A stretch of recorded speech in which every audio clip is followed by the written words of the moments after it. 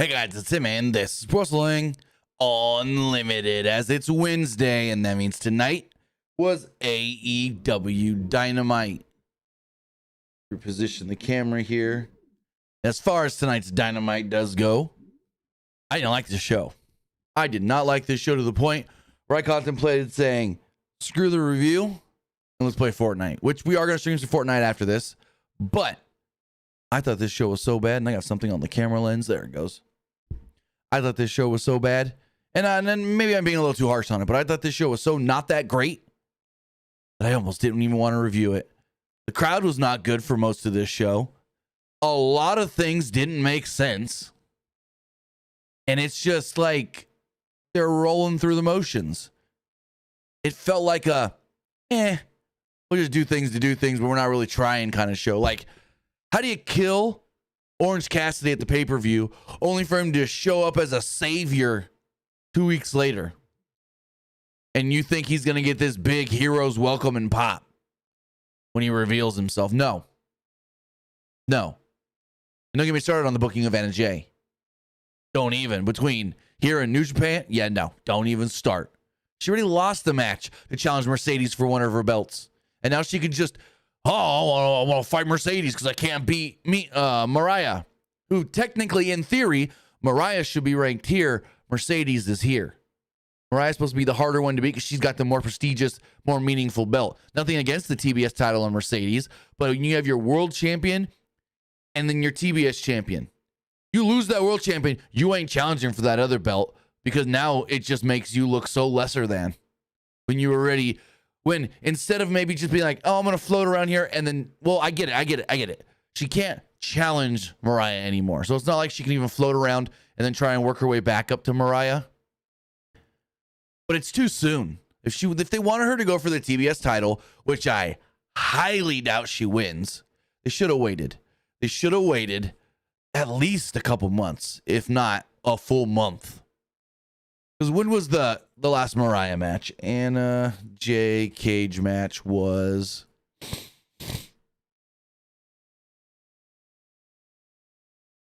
three weeks ago. Today's the 4th. Oh, I'm looking at the wrong month. Hold on. 3 weeks ago. 3 weeks ago, she challenged and lost for the second time to Mariah May for the AEW Women's World Championship. And now we're supposed to think of her as a viable threat to Mercedes in the TBS title when 4 weeks ago, she lost a fatal 4-way at NJPW Fighting Spirit Unleashed to potentially challenge Mariah for the NJPW Strong Women's Championship. Lost that match as well. So, yeah. And then it's like, don't even get me started on the crowd not being there. The crowd just didn't care for half this show, if not more. Great opener between Kyle Fletcher and Shelton Benjamin. But then for me, that's where the show was going. And then, like, what are we doing? Swerve and Max Caster, 2.5 minutes. Swerve just killed him. Like, come on. That ain't doing anybody any favors. Makes Max Caster just look more like a geek than he ever has. And then Swerve beats him in 2 minutes. But what does that really do for Swerve when it's against Max Caster, who everybody sees as a nobody already anyways? Like, come on. Because it's not like it's a 30-second squash. It's not like it's they had a great banger of a match and Swerve pulled it out and proved stuff. No. So, yeah, just so much. I don't even know what to say about this show. And then that Battle Royal. Don't even get me started on that fucking Battle Royal that it ended and the crowd just didn't even react. Because I don't think they knew that they were doing the final two have to face each other thing.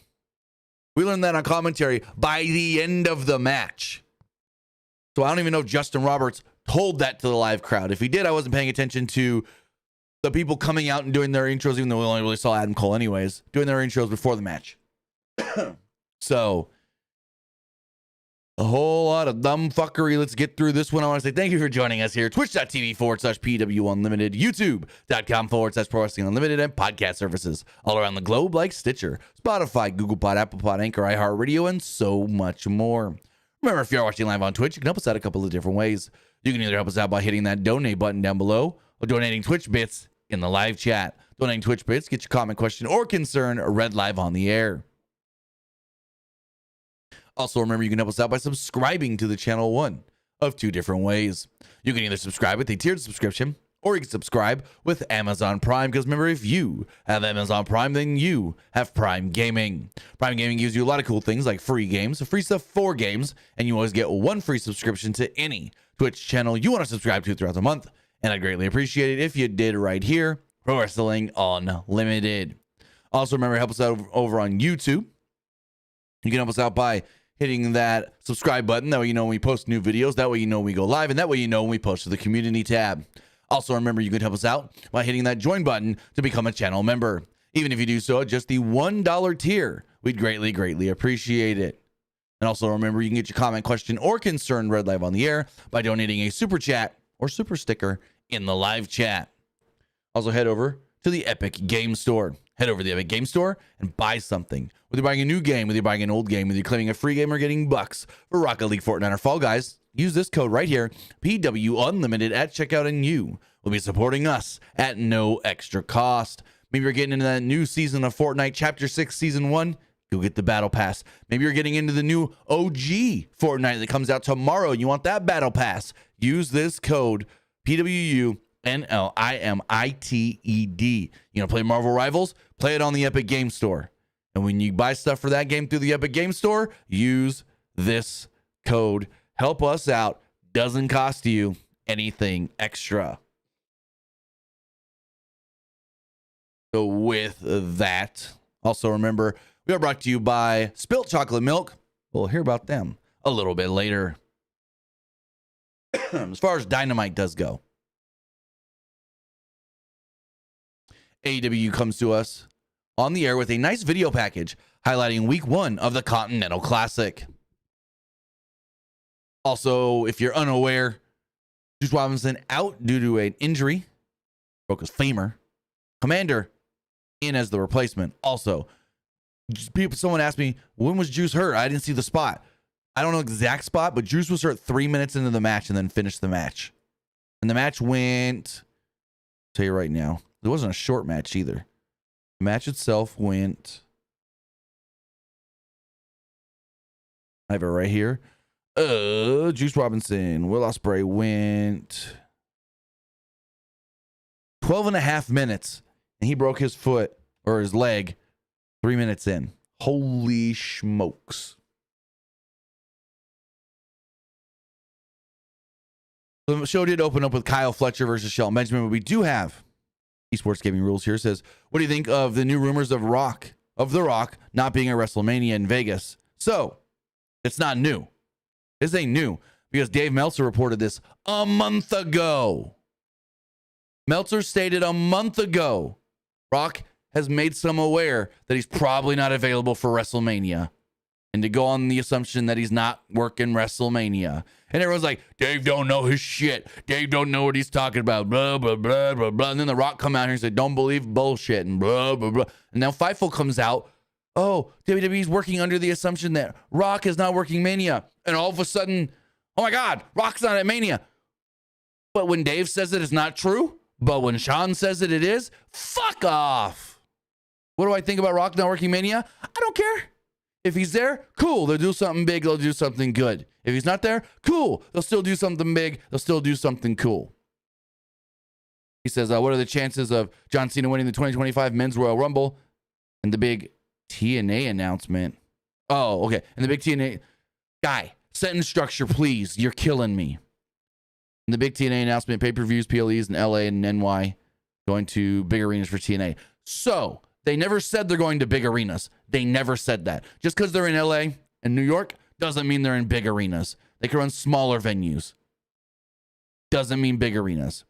Cool, though.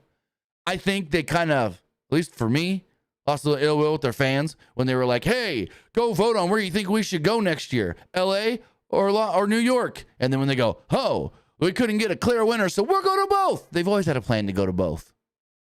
They always had the plan to go to both. How does John Cena win in the Rumble? Nah. I think Cena wins Elimination Chamber to get to WrestleMania. I think Cena comes close but loses the Rumble. then goes to Elimination Chamber, wins that. Some are saying, oh, no Rock, John should fight Coach. No. I want to see John Cena and Gunther, and John Cena win the World Heavyweight Championship. That's my prediction. Am I going to be wrong? There's a chance.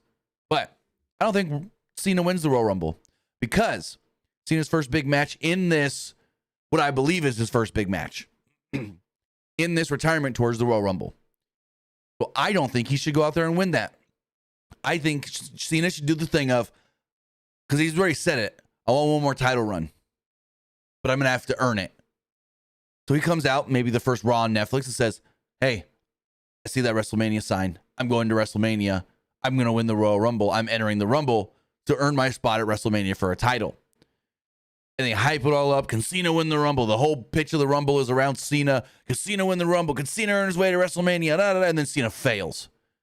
And then they're like, oh my God, Cena has no path to WrestleMania. And then Cena comes and goes, well, I got a path.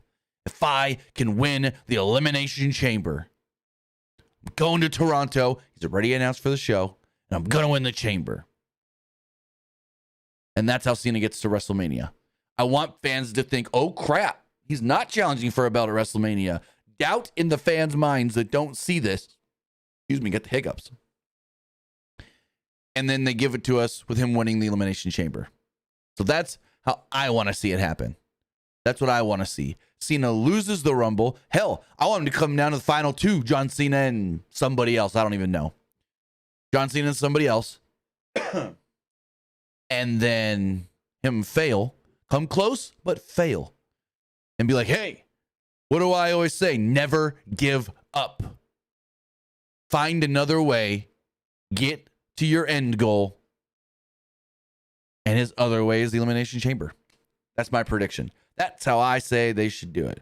But as far as this whole thing of, oh my God, people freaking out today about no Rock at WrestleMania. Dave Meltzer said it a month ago. We had a video on this channel a month ago talking about Rock's not working WrestleMania, or at least most likely not working WrestleMania. But Dave says it and it ain't true. Everyone's shitting on Dave. Oh, I can't trust Dave. Dave wrong again. Yet Sean and Fightful say it, and all of a sudden it's the gospel truth. Like, come on. Come on, people. This isn't a new rumor. It's not. When Dave said it a month ago. A month ago. Literally. I can tell you exactly the day Dave said it, because I can tell you exactly when I posted a video about it the next morning off of his podcast. Like, he said it on his overnight podcast. I then said it or reported it the next day on... Where is it? Right here. I reported it on October 11th. That means Dave said it October 12th, 11th, whichever that was. October 11th was... Actually, that's a month and almost 2 months ago. It's almost 2 months ago. Yeah, actually, I said it the same day because that's a Friday. He does his late afternoon Friday shows with Garrett. And so he said it on that show. And then I made a video based off of that on the same day.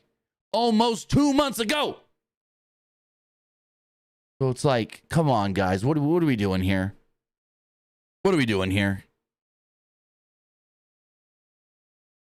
As far as Dynamite does go, though, Kyle Fletcher versus Shelton Benjamin, this is a great way to start the show.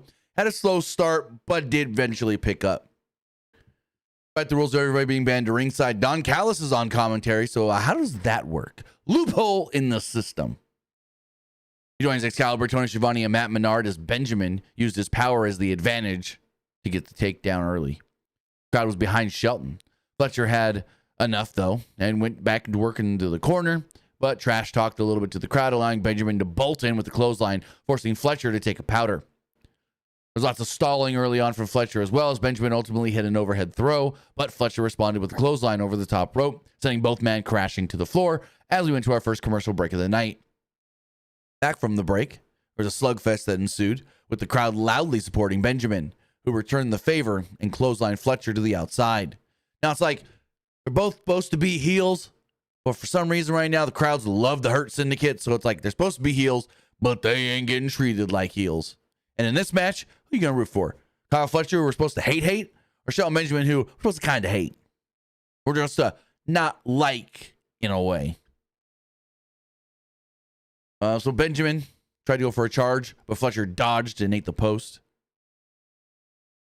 Benjamin then got in the ring right at the 9 count.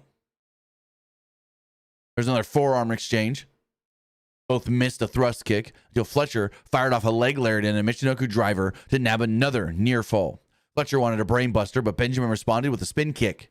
Kind of reset the match. At one point, Fletcher wanted a charge of his own, but Benjamin fired off a thrust kick, followed by a suplex city a German suplex. Step-up knee in the corner caused Fletcher to roll to the apron as he tried a sunset flip, floated over with a schoolboy, and then grabbed the ropes for basic added leverage. Cheated to win, but won. Defeats Old Shelton Benjamin and now moves himself to the top of the rankings in the Blue League. So as of right now, we do have, and I can pull those rankings up right here. Let's do that really fast. As we look at the rankings here for the Continental Classic Blue League.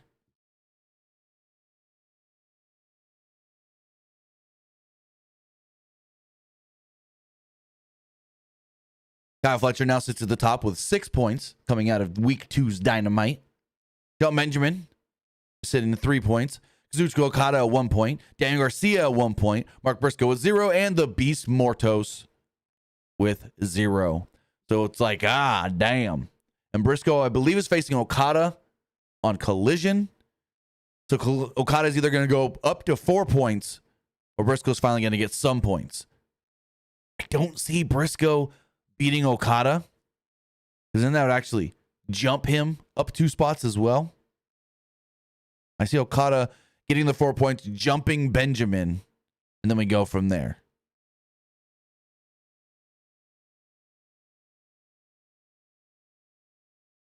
Moving on forward. They talked about Juice Robinson being replaced, the injury in the Will Ospreay match, and how the Dan Garcia Kazuchika Okada match on Collision went to a time limit draw, both men getting 1 point. Then Hook makes his way to the ring, and I go, whoa, what the fuck, a Hook? Hook comes out, grabs the mic, calls out Nick Wayne, who had challenged Hook to a match at the Hammerstein Ballroom show. Hook said that he wants Christian Cage to be at that show. Instead, he wants to fight Wayne tonight. He doesn't need to wait. Patriarchy's music hits. Cage comes down with Mother Wayne, and then, well, Hook is attacked from behind by Kip Sabian and Nick Wayne. Hook fought them both off with throws as Mother Wayne ran some distraction long enough for Christian to pop Hook with the world title little folder deal. It's now 3-on-1. Sabian and Nick grab a chair, and they basically give Hook's arm a concerto, and commentary's like, oh my God, did they break Hook's arm? So yeah, that's the thing now. Most think that Hook may have just had his arm broken. How will Hook ever get to the Hammerstein? We go backstage, and Renee Paquette is trying to get an interview with Mercedes Moné. She's like, you know, Mercedes, you can't, or Renee, you can't ask me a question before I say my thing. Indianapolis, say hello. And like, she says in Indianapolis, they pop, and immediately, it's like, Indianapolis. And like, yeah, say hello to your CEO. And like, people are supposed to say that along with it. No one said it. No one fucking said it. Because nobody cares about the CEO. So she's asked about Camille. More specifically, Camille being attacked. And Mercedes loses her shit and says, Renee, told you never to mention that name in my presence again. Never say her name to me again. She then brings up Anna Jay, sticking her nose in business that isn't hers. Says she'll be watching her match with Penelope Ford later. Monet said her go home line at the end of the segment. Yeah, it was just there. It was just there. What was actually kind of good, it was MVP here. MVP's backstage. He's backstage berating Shelton for letting Fletcher outshine him in the match and beat him. They told Fletcher he still loves him. Benjamin, they still loves him. But he's disappointed in his showing. Lashley and MVP went to walk away when Benjamin attacked a production assistant Lashley and MVP then rejoined him, and MVP yelled at the guy and kind of hit him with the cane. It was all right, not bad. It was actually kind of bad. Was the Dynamite Dozen Battle Royal with just a bunch of random, no offense, nobodies. Like, no offense, but it was all guys that we don't care about. They're not going to beat MJF. Fucking let me read this list off to you.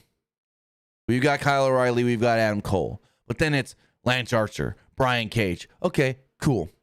Rocky Romero, Leo Rush, Action Andretti, Mark Davis, Dante Martin, Darius Martin, Evil Uno. Evil Uno. Are any of these guys beating MJF? No.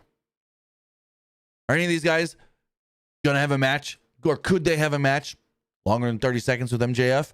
Maybe Cage and Archer. All the other guys? No. So it's like when you do this match and you make it feel prestigious and then you put all the bottom of the barrel guys in it, it means nothing. Nothing, nothing, nothing. So we're doing this match and they tell us that the winner of the whole thing, and I guess I must have missed them say, the final two have to face off next week. Because all I hear is, the winner of the whole thing is going to face MJF for the ring at the pay-per-view. And I'm like, okay, cool, whatever. Makes sense. So they're fighting, they're going, they're whatever. Cole and O'Reilly are keeping apart. Ultimately, Mark Davis gets eliminated. Evil Uno, I think, was the first one out, though. Top Flight fought off Cage and Archer on the apron as everybody started ganging up on the Callis family duo until, well, they cleared house. Rush and Andretti used their speed to sidestep the big man, then gave each of them a nod, eliminating Top Flight simultaneously. Davis planted Butcher. Oh, Butcher was in this match. I didn't even write that down up top. With the Brainbuster. Then opted to take Cage and Archer. So the numbers game was in his favor, but then they were all eliminated. Rocky Romero and Andretti battled it on the apron until they were eliminated by Kyle O'Reilly with the pump kick. There was an enziguri that landed flush on the Butcher as Cole eliminated him, leaving the final four being Cage, Cole, O'Reilly, and Archer. They're all fighting and going at it and whatnot. Super kick from Cole, who the low bridge Cage, fought him to the apron, hit him with super kicked out the leg, tried the Panama Sunrise. Cage then caught him. Cole ended back in the ring as he and O'Reilly hit stereo baseball slides as Archer was already taken to the outside as well. They both get knocked off the apron and we're final two. Cole, O'Reilly. And the bell rings. And the crowd just doesn't react because the bell just rang. What? It's a battle royal. There's supposed to be a winner. And the commentary tells us, don't forget, the two winners, Cole and O'Reilly here, they face off next week. What kind of TNA bullshit is this? I know in the first ever Dynamite Dozen, they did the thing where the two winners face off the next week for the ring. But it's like, that was the first one. Now, when you're fighting for a title shot, why do we need these extra matches? Which they haven't done it like this since. The first one, now you can correct me if I'm wrong, but the first Dynamite Dozen, the two finalists went next to the next week. Every other one was the final guy faces MJF. So why are we changing it up now? I get the first year being what it was, and then every other year being different because you now have a champion for them to go after. You know what I mean? But don't change it now. It's solidified as the winner of the Battle Royal faces Dynamite Diamond Ring holder, which is always MJF, which is never not MJF.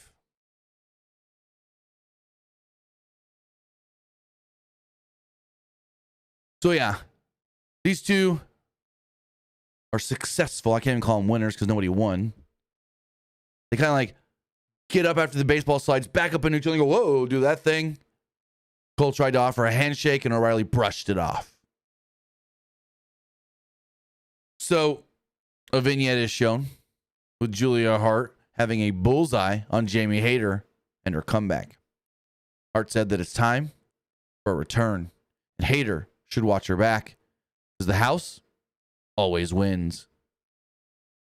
We go backstage, and Renee walks up to Daddy Ass and the Acclaimed, and she's like, "Hey guys, everything okay?" And they all look annoyed.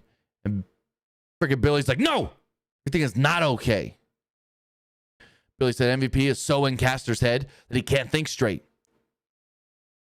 Gunn puts over Caster, who is going about, but it says that he's going about tonight all wrong. Caster said, "That's wrong." As Bones says, he needs to go out there and prove himself. Prove why you call yourself the best wrestler alive. Fuck that shit. He got demolished. Caster thanks him for the pep talk, wants their hands in support, but no one does it. No one does it. Caster then struts out of the camera shot, leaving Gunn and Bowens just baffled at how delusional Max Caster has become. And next up, we do have Max Caster versus Swerve Strickland. Match again, like I said, went like 2.5 minutes. Swerve comes down with Prince Nana. Prince Nana, for some reason, wearing motocross gear. Literally, the motocross top, the pants. Like, you just come from the track, bro? You just get a cycle gear and buy brand new gear? That's a reference no one else is going to get. Cycle gear, one-off shop where I grew up. So we bought all of our motorcycle gear. Bought our boots. Bought our riding gear. Helmets. Parts if we needed it. Oh, there we went to cycle gear Clausen. Again, super like niche references there that no one's going to get. Anyways, nothing to this match. Caster did his rap coming down to the ring, and immediately before he can even get in the ring was booted in the head by Swerve and just sent to the floor. Swerve hits a dive. They go crashing into the guardrail. In the ring, Caster tried to famous her, but Strickland sidestepped and hit a suplex that sent Caster back outside. Strickland soaked in the crowd chants, but the delay allowed Caster to gain brief momentum. Caster got off one springboard attack, and then Strickland popped right up, fired off 3 house calls, flush, and got the dominant victory. Dominant. It looks like it's all over. It's done. He's going to leave, but he comes back for more. Strickland was going to leave, but held up, napped for a swerve stomp for good measure. If they're trying to make Max Caster look like a geek, they couldn't do what? I'm so at a loss for words, I'm not even talking straight. They can't make Max Caster look like more of a dweeb, a geek, a nerd. I'm just going to say it. A loser. A guy that you should not care about. At all. And at one point, he and Bowens were some of the most popular guys in the company, getting some of the biggest pops in all of AEW. And they have turned him into the lowest of low, basically. This man may be under frickin' Action Andretti and Top Flight now. So, yeah. And I think Swerve said something about he's got unfinished business with Lashley. I didn't quite hear it, but I think I heard the word Lashley and I don't know.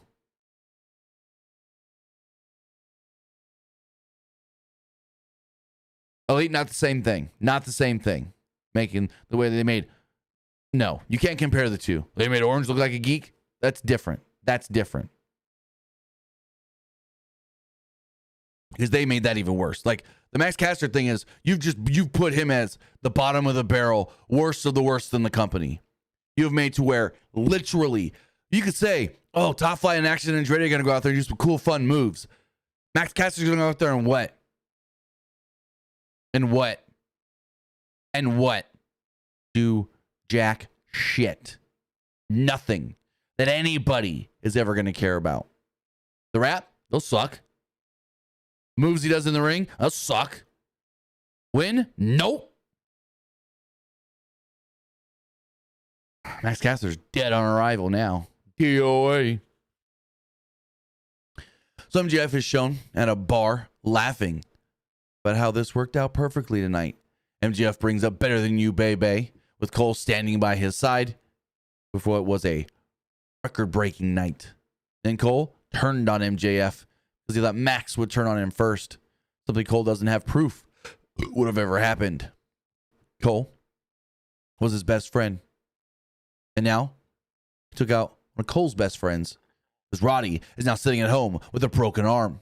Cole must now beat the hell out of another friend, Kyle O'Reilly, next week if he wants to get his hands on MJF.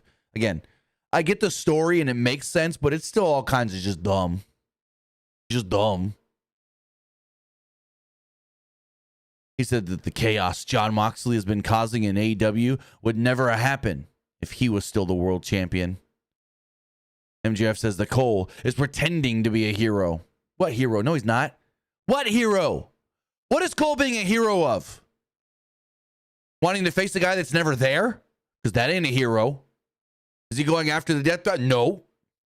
What is Cole being a hero of? Cole's being a hero of nothing. Cole is being a guy that is over obsessed with MJF and needs to just get past it because the guy never work anyways. So why should you care about MJF? You turned on MJF and then had to leave due to injury. When you come back and he's not there, you go, oh, well, I'm going to do something else. Not, I'm going to over obsess about this guy. And then my friends are going to try to change my mind and then get mad at me. And it. You see how frustrated I am with this fucking company? They overbook shit. And they just try to. I can't right now. That's how fucking just dirt worst this shit is.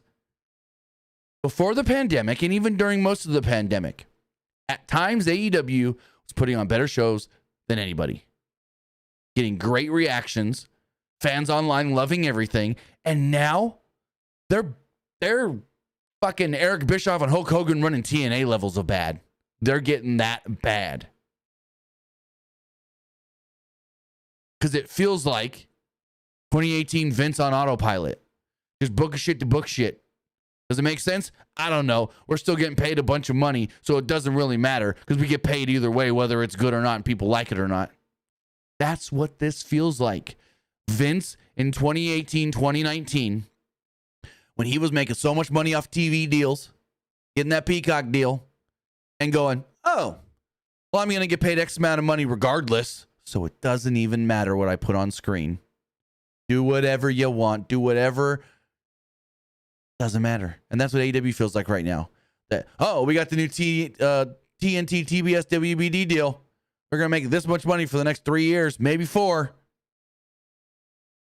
So, yeah. Yeah. Oh, you must not have been watching. 2018 was very bad WWE. 2018 was really bad WWE. 2018 was...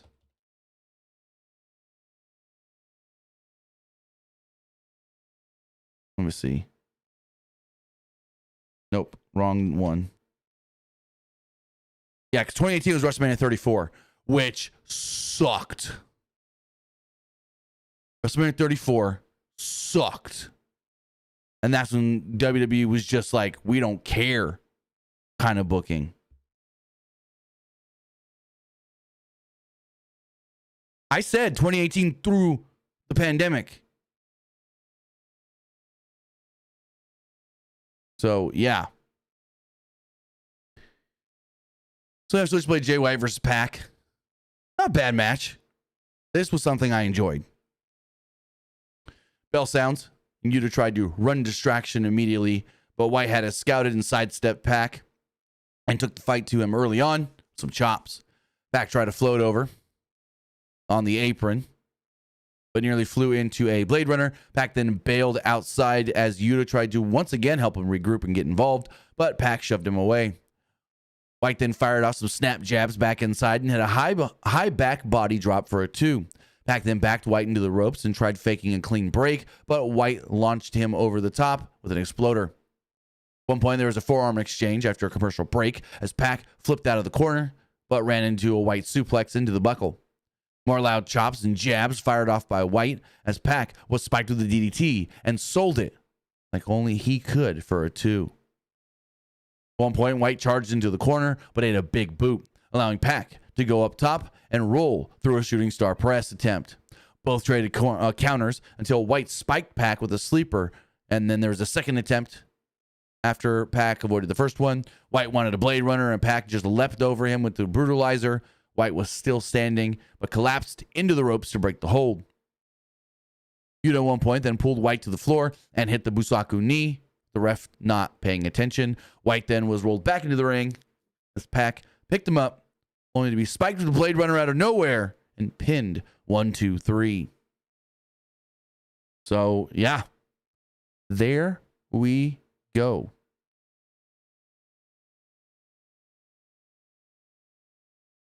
Post-match, you go from a good match to a bad post-match. Yuta tries the attack, but suffers the Blade Runner as well. Marina Shafir then appears for a face-off with fucking Switchblade. He had his back turned, allowing Jon Moxley, though, to attack from behind and pounce with punches before hitting a paradigm shift. As Moxley and crew were about to leave, Hangman then showed up. Looked like he cut his hair shorter. Maybe it was because it was wet. I don't know. Hangman showed up, walked out, and stared down from the ramp. Moxley was about to square up with Page when a cameraman attacked Moxley from behind, wrapping a cable cord around his neck. It was revealed that it's Orange Cassidy. Oh my God. Who the fuck cares? You beat the living piss out of the guy at the pay-per-view. Why should we care?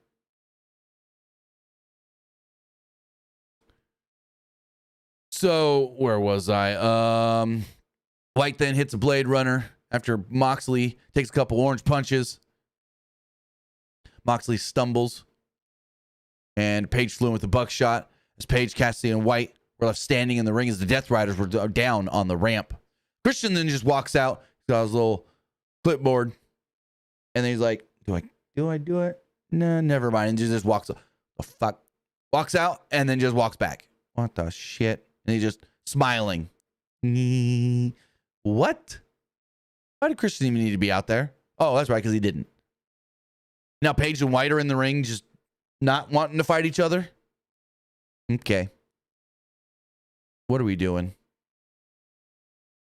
What the hell are we doing here?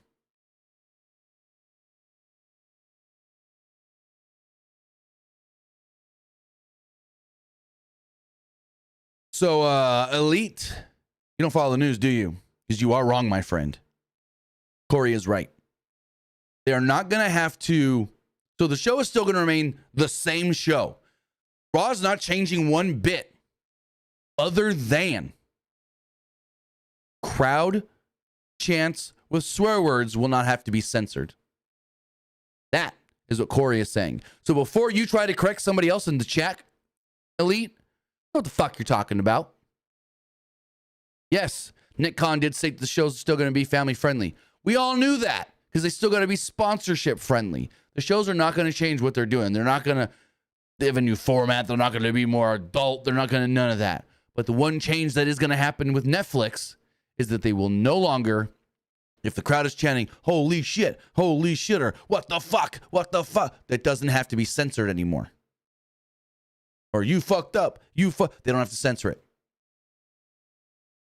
So Elite, for you to come out here and go, Corey, nope, Khan's announced it's family friendly. Yes, but you didn't understand what Corey was saying. Before you go and correct somebody else, how about you get the right information there, bub? Or fuck off.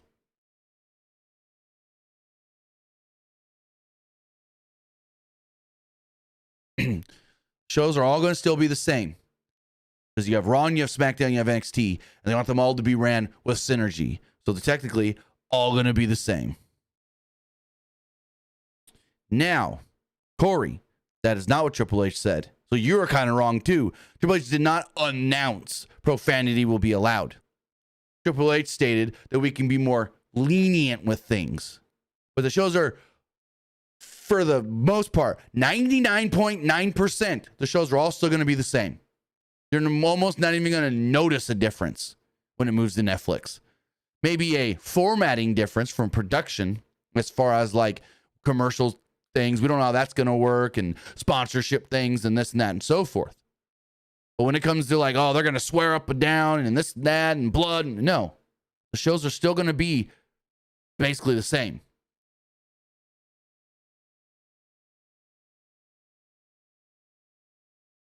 Also, you talk about, oh, Roman Reigns, this and that. Roman's a SmackDown guy, so what does it even matter? He's still on the USA Network. Smart guy. Anyways, we get Jamie Hayter in the back.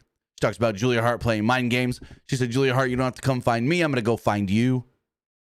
I'm going to advance in this woman's cup. I want to go to Japan, win the whole thing. And yeah, basically all she said.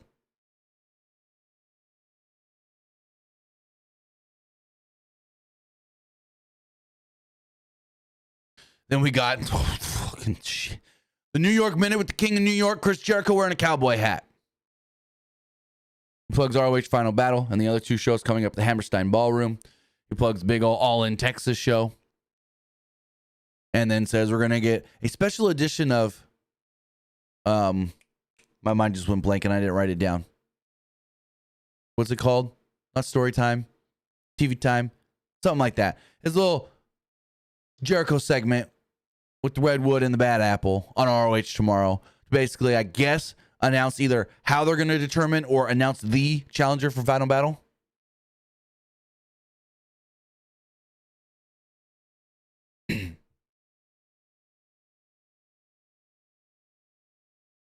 Then we got a cool little video. This is really cool. It's in a Western town. You got this guy. He's putting up a wanted poster, but you don't see what's on the wanted poster. So he's talking to maybe the sheriff. I don't know. But they talk about how the outlaw's coming. The outlaw's returning. And everyone's going to be in trouble. And you go, whoa, the outlaw. Okay, what is this? And so they keep talking for a few moments. I didn't write it all down because I don't think any of it's really that important. But then finally... he says something along the lines of the outlaw will be here soon or something like that. And he goes and he hammers in the last little flyer. His hammer pulls back. The camera dollies in and it's saying that Bandido is returning. This was awesome. This was cool. Whoever filmed this, shot this, and came up with this, give them a raise. This is great. This was awesome. I'm going to tell you right now. I was at a Dynamite once where Bandido was the most over guy on the entire show. Now, granted, they were in Fresno, California, and I bet you about 80% of the people in that building were Mexican. But it was Bandido versus Bryan Danielson, and Bandido got bigger reactions than Bryan Danielson. Now, granted, they also did the Jay Briscoe ROH tribute show that same night after a 4-hour set of tapings already. So... that was a whole thing. But during the Dynamite broadcast that we got live there in the Save Mart Center, Bandido was the most over guy. But granted, Fresno is a very, very Mexican city. A lot of Hispanic demographic in that city. A lot of Mexican people at that show. Speaking of West Coast, they're trying to just fuck their ratings, aren't they? AEW is once again, for the second week in a row, maybe third, live coast to coast. Live on the East Coast, live on the West Coast at the same time. I had people that I know from the West Coast messaging me saying, hey, actually first, I messaged a handful, and I had a couple message me, but basically all were saying the same thing. I know the show is live on the West Coast again this week. I can't watch till later, because what? I'm still at work, or I'm on my way home. So... them doing this live on both coast things, if you want that big rating for the primetime 8 o'clock hour, you kind of screwed yourself. Now, granted, let me look at something really fast. What is airing right now on TBS?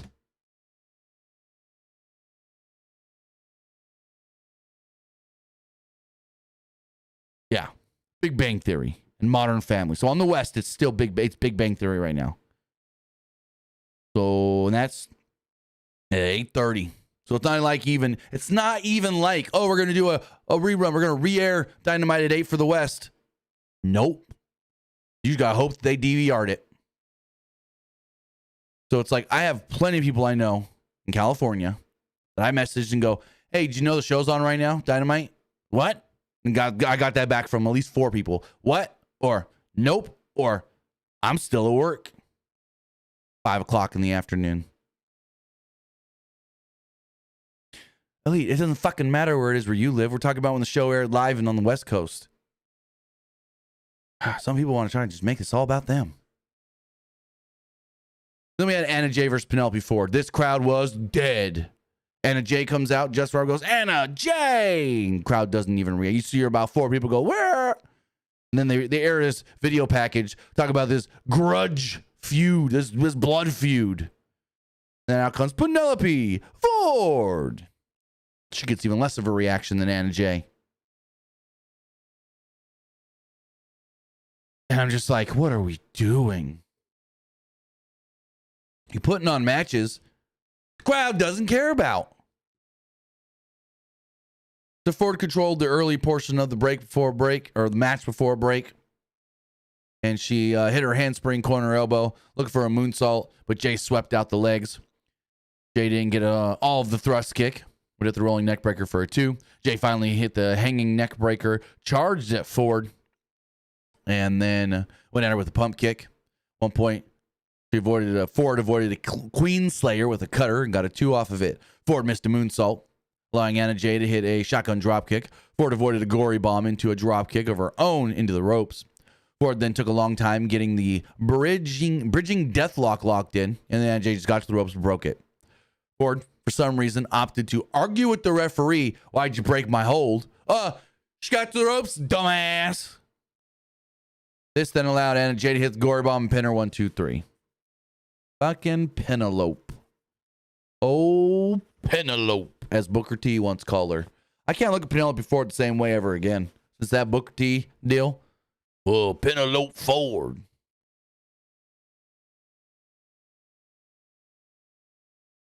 Then we get post-match. Jay grabs the mic and literally just says, I want to challenge Mercedes. That's it. She ain't got no promo, no nothing. You don't trust her on the mic? Literally, it's just, I want to challenge Mercedes. Something like that. It's literally 5 words. Mercedes comes out. When I said, if Chris Statlander, one of the biggest and baddest in this company, can't beat me, what makes you think you can beat me? And I'm like, she can't. She couldn't beat Mariah May. When I said that Mariah May must have kicked you a little too hard in that head. But I admire your confidence. When I said that Jay should come back in 10 years when she's actually done something in this business and earned this shot. Jay goes, what, like this? And slaps her. And then we're told in 2 weeks, the TBS title will be on the line. Mercedes Moné defends against Anna Jay. And what did Anna Jay fucking do? She lost 2 matches to Mariah May, where she is no longer allowed to challenge Mariah for the World Championship. She lost a fatal 4-way, Fighting Spirit Unleashed. To who? What? Challenge Mercedes for a belt! God fucking shit! And now she's going to challenge Mercedes for the other belt. After you beat who? Penelope and Diana? No offense to Penelope and Diana, but what? Another win for Mercedes. Speaking of Mariah May, she's in the back with Renee Paquette. Mariah runs down Renee. Basically telling her, what do you do here? You just sit around and talk to people or whatever. Paquette went, he's like, I don't need to take this. I'm leaving. And May goes, no, sit back down. You're gonna listen to me. I'm like, God dang, okay, whatever. May said, giving a title shot to her best friend. It was a great gesture. I still love her. But Mina shaking your tits is only going to get you so far. Now, when you fight me, you're going to have to work. May brought up Thunder Rosa holding up a sign. I don't know what she's talking about. Must have been a collision thing that I didn't watch. Mina then marches in with the wine bottle, puts it in the hand of Mariah May as Renee Paquette runs off, and she says, do it to my face. Mariah doesn't. Mina then looks at her with the most confidence you've ever seen in Mina Shirakawa's face. Winter is coming. Make Mina work. And I'm like, okay. This is the Mina Shirakawa we've wanted in AEW. Not the titty, dance, and a dance, and a dance. No. The one we get in Stardom is the one we get in Rev Pro, beating ass. So, yeah, 2 weeks. Actually, no, next week, winter is coming. Mina, Mariah, the title. But with all of that, This show is brought to you by Spilt Chocolate Milk. Let's hear about them right here. Are you looking to power up your day with a delicious, nutritious boost? Look no further than Spilt Chocolate Milk. Spilt Chocolate Milk isn't just any chocolate milk. It's packed with high-quality protein and essential nutrients to keep you fueled and ready for anything. Whether you're gearing up for a workout, needing a midday pick-me-up, or just craving a tasty treat, Spilt has you covered. Crafted with real, rich chocolate and the finest ingredients, Spilt Chocolate Milk delivers a creamy, indulgent taste that will leave you wanting more. Plus, it's low in sugar, making it the perfect guilt-free indulgence. So why wait? Grab a can of Spilt Chocolate Milk today and experience the perfect blend of flavor and nutrition. Use our link in the description below or the pinned comment to pick yours up through Amazon right now. Before we get into this main event, we do have a couple super chats, but bit donations here from Esports Gaming Rules. He says, first off, everybody knows who's the boss in WWE. But Tony Khan just wish that Vince McMahon is still in WWE. So good luck, TK, with that Max deal with AEW. Starting January 1st, Dynamite will be on Max and TBS at the same time. Now, someone let me know in the chat or the comments below. Have they said that it's also going to simulcast for Collision as well? That I haven't heard. I might have to go back and read the release and press release and news and all of that, because I actually think it only said Dynamite on Max. Could be wrong. I could be wrong. He also says, what is the date for the 2025 NASCAR Mexico race? NASCAR will be running a street course race in Mexico City on Sunday, June 15th. As we move on to our main event, Gold League action, Claudio Castagnoli versus Brody King. This is good. This is another good thing on the show.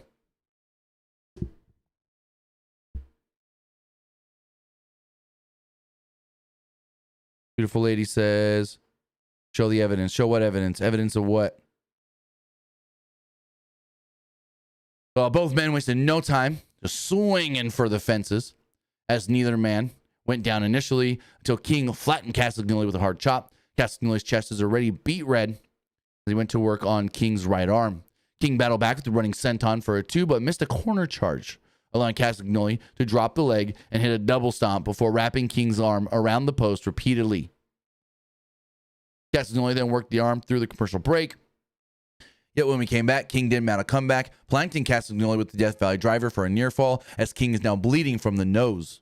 Commentary said ear. It was like nose, but it was like running down. I don't know. He was bleeding.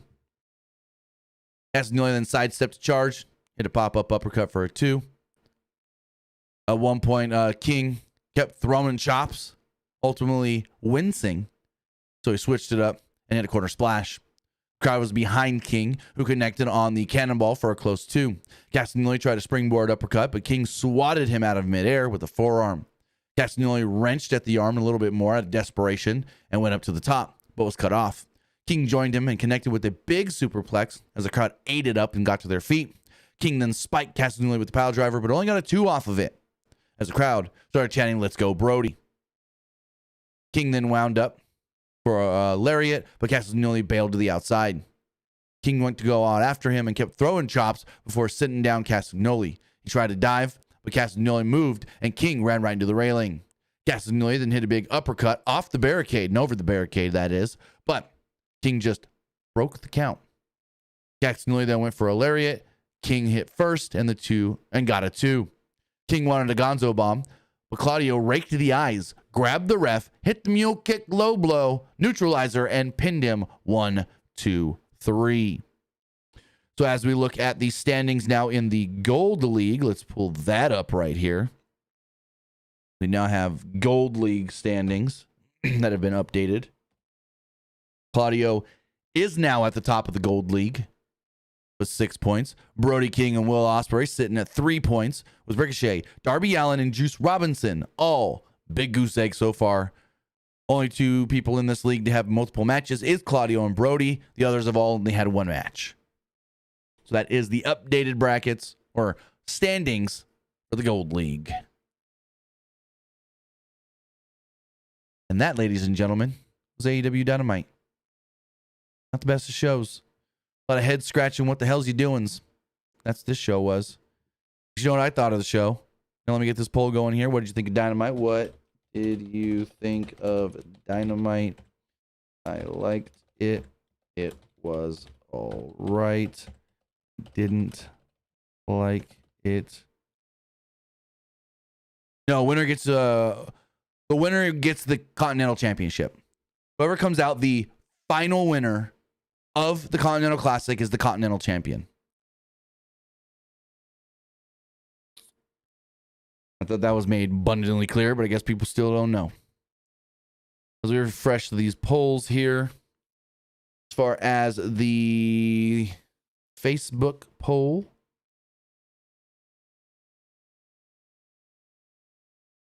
I guess I didn't do a community poll. No, I did not. I was having connection issues and I got all confused and distracted.